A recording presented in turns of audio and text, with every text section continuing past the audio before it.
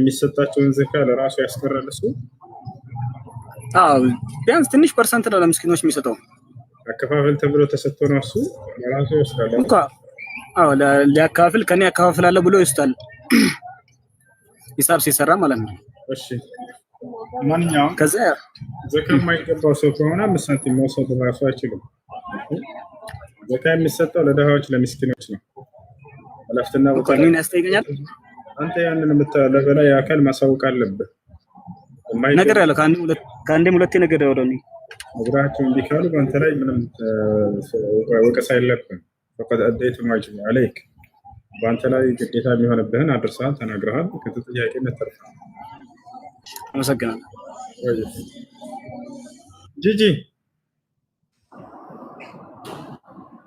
ጂጂ ሰማሻል?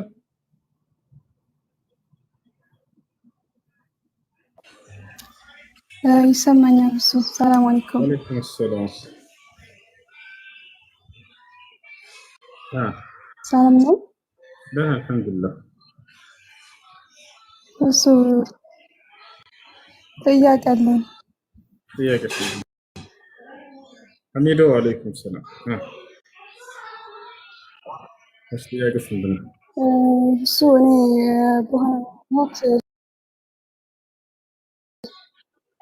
በሆነ ምክንያት ልከፍር ፈልጌ ነበር። እንዴት ይታያል?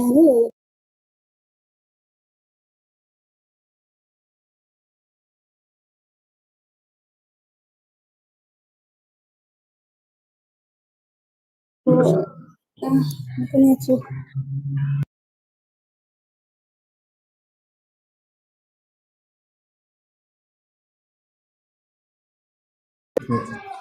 የዘላለም ጀሃነም ኮነክቲቭ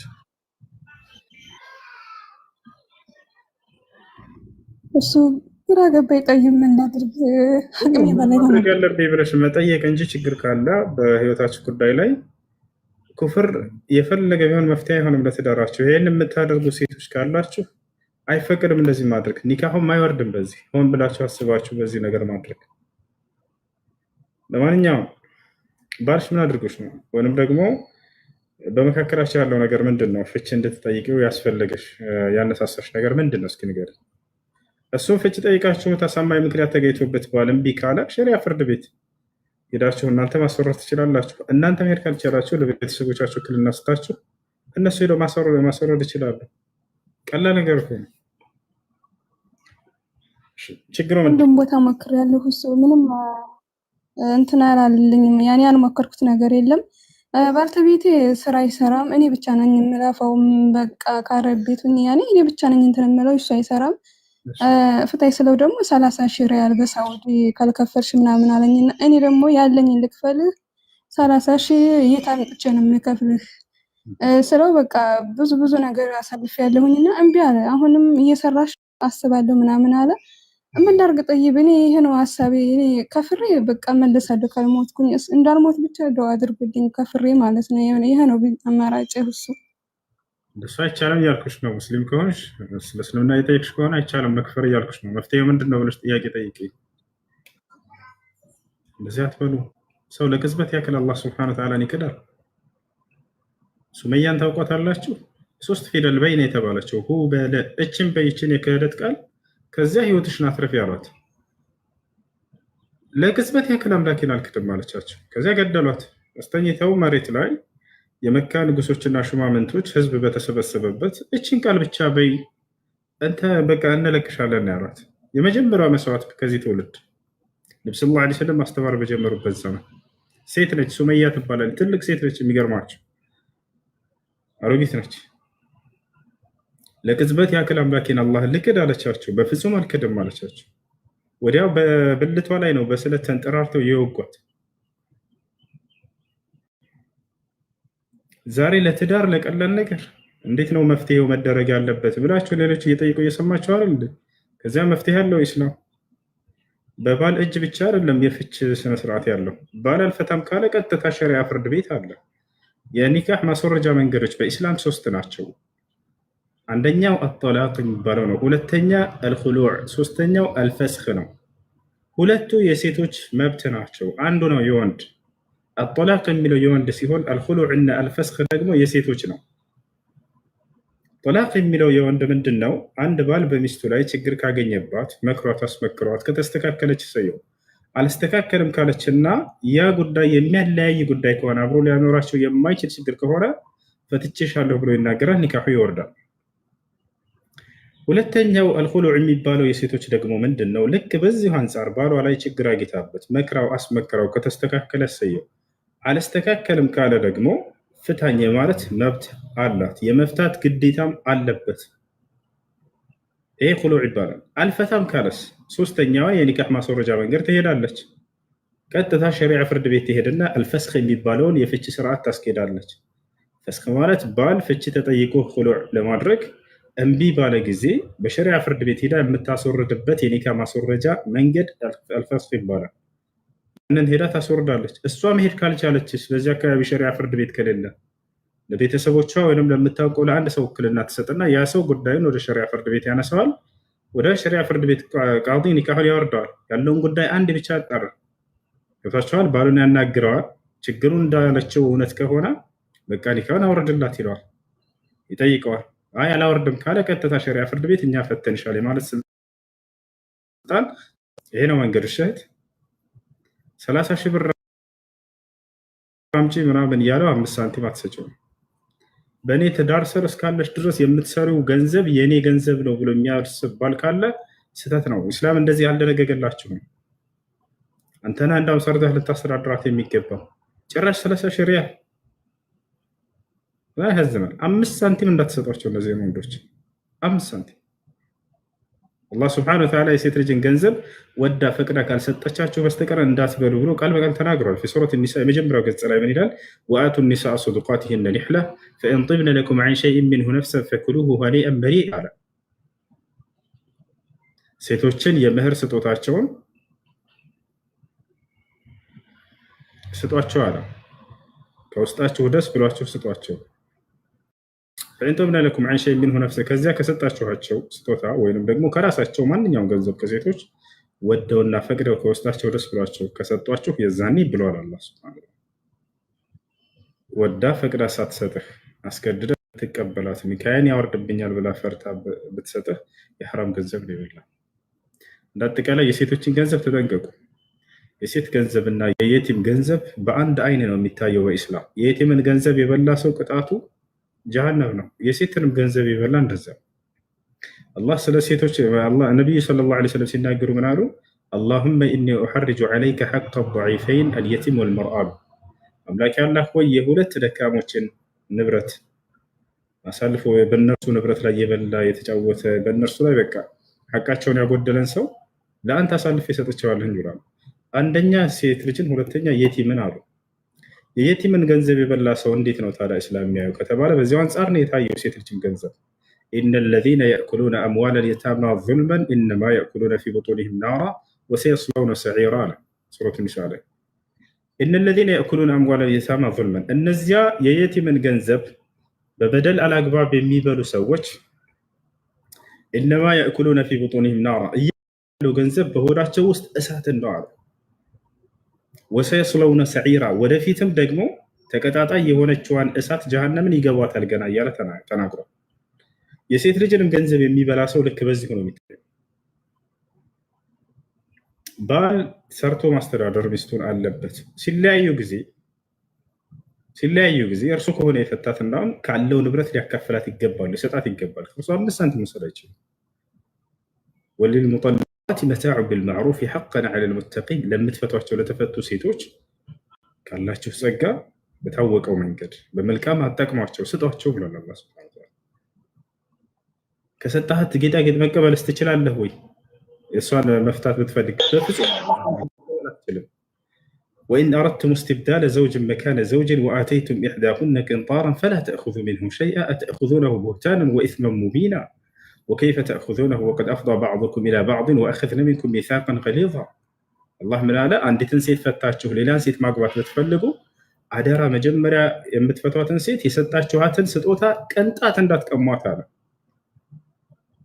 ገንዘብ ሊሆን ይችላል፣ ጌጣጌጥ ሊሆን ይችላል፣ ማንኛውንም ነገር ሸይአን ብሎ ነው የገለጸው። አንዲት ነገር እንዳትቀበሏት ብሏል። ጭራሽ ከእሷ ገንዘብ ትፈልጋላችሁ። ሲፈታት 50 ሺህ ብር 30 ሺህ ሪያል አምጪ፣ 5 ሳንቲም እንዳትሰጧቸው እና ሸሪዓ ፍርድ ቤት አንቺ መሄድ ካልቻልሽ ኢትዮጵያ የምታውቂው ካለ ከቤተሰብሽ አንድ ሰው ሸሪዓ ፍርድ ቤት ሄዶ ኒካህን ማስወረድ ይችላል። ለሰውየው 5 ሳንቲም መስጠት አይጠበቅብሽ። አይ ጥያቄ ያለ ቀጥል። አሰላሙ አለይኩም። ወአለይኩም ሰላም ወራህመቱላሂ ወበረካቱ።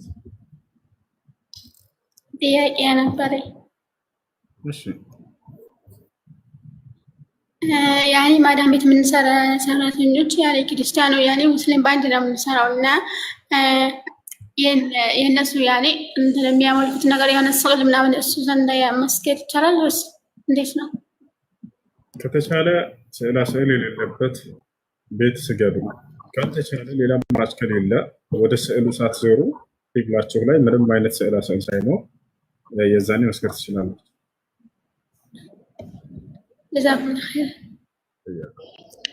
ሰላም አለይኩም። ወአለይኩም ሰላም። ሁለት ጥያቄዎች አሉኝ።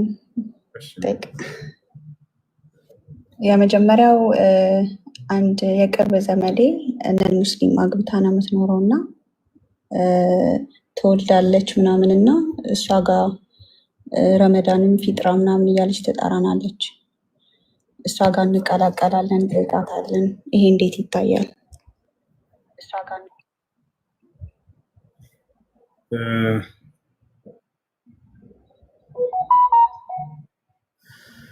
አንድ ሰው ግብዣ ቢጠራችሁ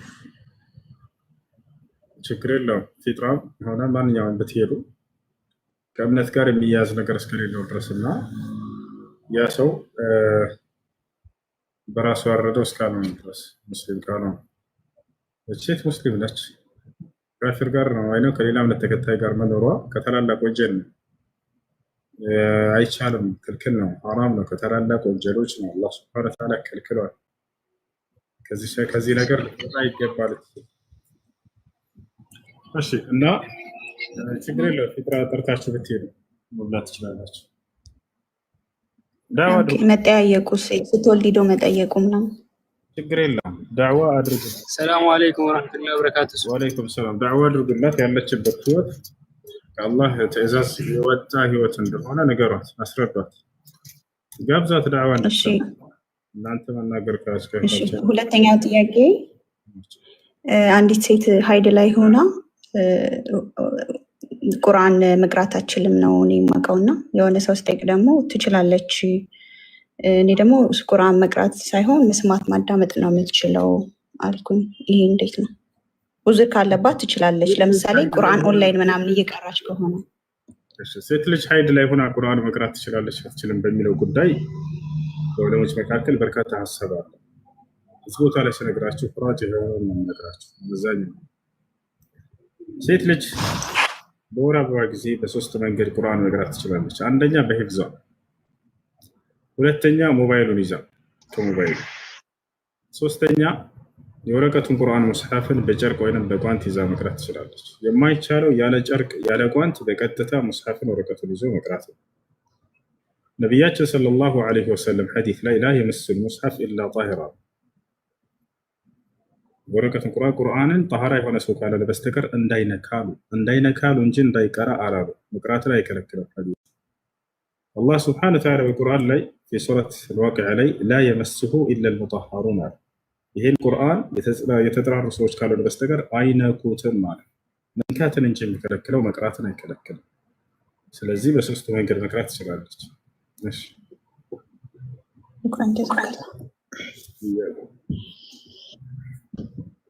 እሺ እሱ የሆነ ጥያቄ ነው። እሺ ጥያቄ ምንድን ነው?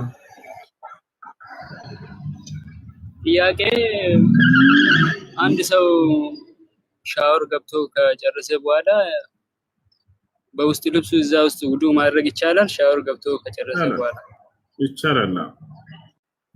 ሁለተኛው ጥያቄ ደግሞ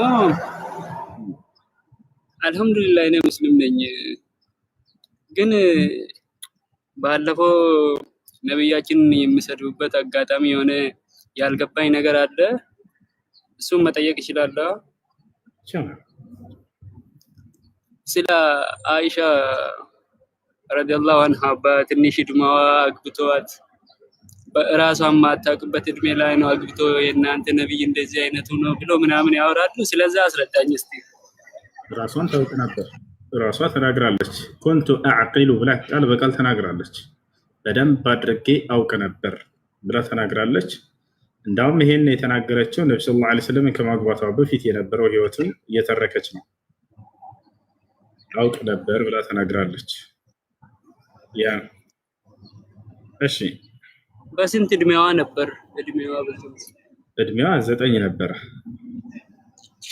9 ሲባል የአሁን ጊዜ ጋር አይደለም እያወራን ያለ ነው። ስለ አይሻ ስናወራ የዛሬ 1446 ዓመት በፊት ስለነበረ ትውልድ በዚያ ዘመን የነበረችው አይሻ የ9 ዓመት በአሁን ጊዜ ከነበረችው ጋር እኩል አይደለም። ይህን የምንለው ሄዳችሁ ሐዲስ ላይ ማነች አይሻ የሚለውን ተመልከቷት፣ አጥኗት፣ አንብቧት። አይሻ ምንድን ነበረች ብለን ስናይ 2000 ምናምን ሐዲሶችን ሸምድዳ በጭንቅላቷ የያዘች ሴት ነበረች። ይሰማል። በአሁን ጊዜ 9 ዓመት ልጅ 2000 ሐዲስ የሸመደደች ምድር ላይ ታገኛለህ? አታገኝም። መልስ። አይገኝም። ጭራሽ ሌላ ሴት ነች አይሻ። አያችሁ? ሌላም ሳይሆን በአብዛኛው እኔ ለዚህ ለሚያወሩት ጥያቄ ፈለኩት። አመሰግናለሁ።